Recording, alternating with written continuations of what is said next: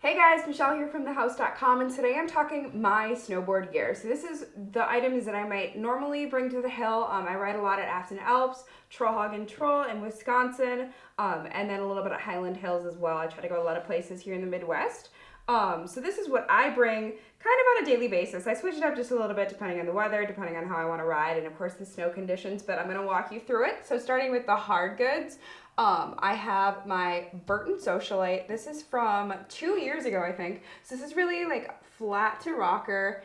It's really, really flexible. It does super well in soft snow and in powder as well. And I do really like having a board that has a channel system on it just because I have super good control of the micro adjustments of where exactly I'd like my bindings.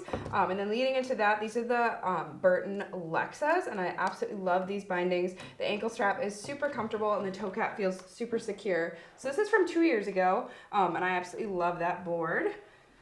And then we have kind of the opposite board is the DC Telegraph. I think this is last year's.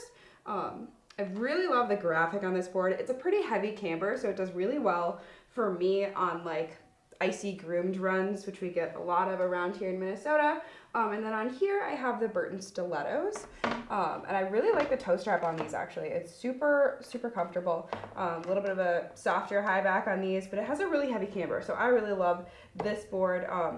And also to note, I have a 147 and a 148 in these.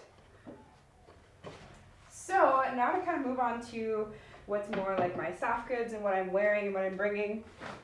I don't have any layers in my bag, but I'll normally just wear like a fleece with like a soft under base layer or like a tank top or something depending on how cold it is. Sometimes I'll wear like 2 sweatshirts or 2 thick base layers and then a jacket on top of it. It totally depends. In Minnesota we get absolutely every riding condition there could possibly be.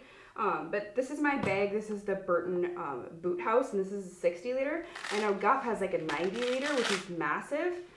I don't really need that as kind of a smaller woman, so, but you can always size up with that. But I really like this because it has like the pocket on the side that you can easily clean and like pull this out and wash it off and stuff.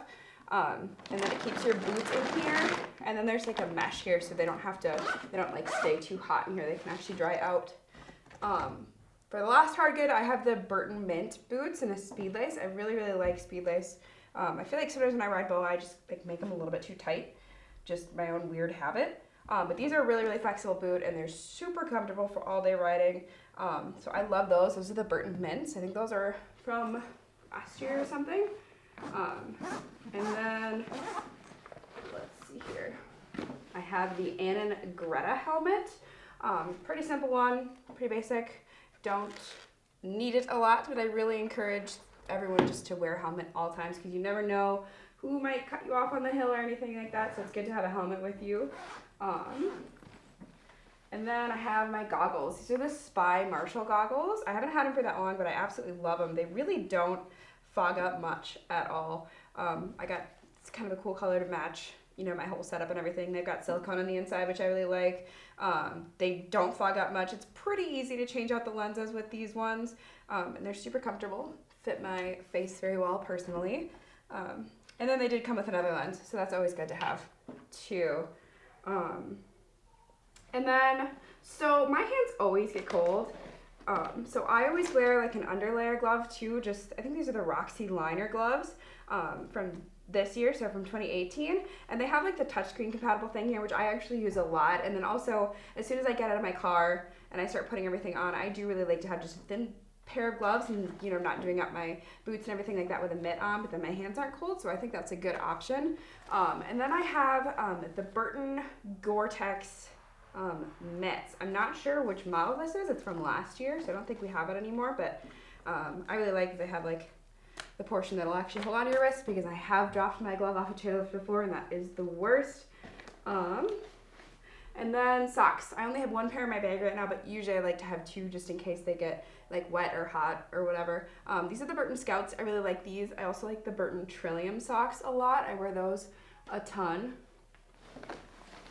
And then I have a couple different like outfit setups that I wear on a regular basis, just kind of depending on the weather.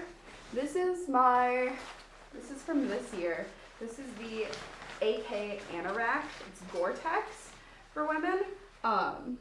And I just love, I didn't know how I'd love, you know, the anorak style, the pullover style, but I really, really like it for riding because it has like a full zip up the side. And it is Gore-Tex, so it's super waterproof.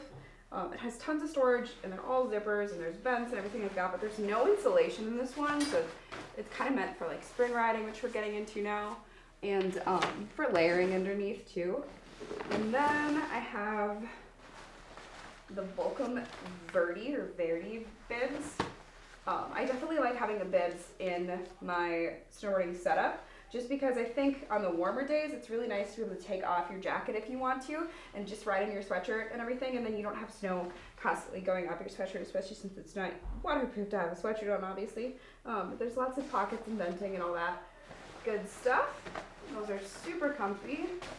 No insulation in those ones either, so that's also just kind of like for spring riding, but I could layer up underneath them and make them a lot warmer too. And then in the front pocket, let's see what I've got. I always have a tool with me just to make sure that everything is tight and working well, and can fix anything if I need to. And then I have my kind of colder or warmer weather gloves. They're not like the warmest thing in the world, so I usually wear those underneath it, and then I'm totally good to go. These are by Grenade. These are the FU with Love mitts. Very entertaining. I love them. And then I have a neck warmer. So this one actually, it stays up super well, and it's really fluffy. And I've washed it a couple times and it's still super fluffy. This is the Cora neck warmer from Burton.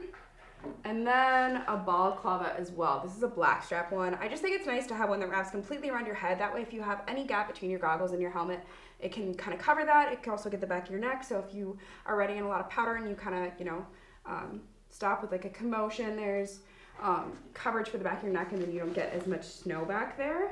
So that's it for the bag. And then I kind of have like another setup that I use on a regular basis too when it's really, really cold out. I have the 686 ceremony jacket. This is also just kind of my street jacket, but it's really nice and long, and it is insulated. So I really like that, just because then when you sit on the chairlift on those crazy cold days, it covers your butt. I took the fur off just because I didn't feel like wearing it one day. But yeah, that's super warm, and I also bought it in a size up just for those crazy cold days. I could layer up even more. And then these are Volcom snow pants from last year, I think. And they're very insulated, and they're Gore-Tex, so they are the warmest thing, and they keep me so dry. And they're so comfortable. I also bought these a size up just in case I needed to layer a ton. And with this, it has Velcro pulls on the inside, so I can actually make it fit my waist, which is much smaller, but then it still has all that room on the bottom part when I need it. And then I always like to get ready in the back of my car. I hate lugging everything into the chalet and then going back to the car and then going back and forth. I just think it's kind of a waste of time, so I always keep a car mat in my trunk, and then that way I can just stand on that instead of on the cold ground or leaning up against my super salty car all the time. So I think it's really nice to have that too, to put your boots on. And then I usually have a board bag with me too. Personally, I think for just kind of on the go, or when I frequently jump in friends' cars, it's a little bit easier to have this to pack everything instead of just kind of the way that I usually store it within my own means. Just because then I can have my board here. This is a Decine bag from last year. I can't remember which one it is, but it's a 157. And I just have so much room in here. I can put my board, boots, you know, helmet, pants and jackets, extra socks. There's even a pocket here so I can keep all my neck stuff and everything, and my gloves and everything separate. So that's really nice to me, to have a board bag just accessible.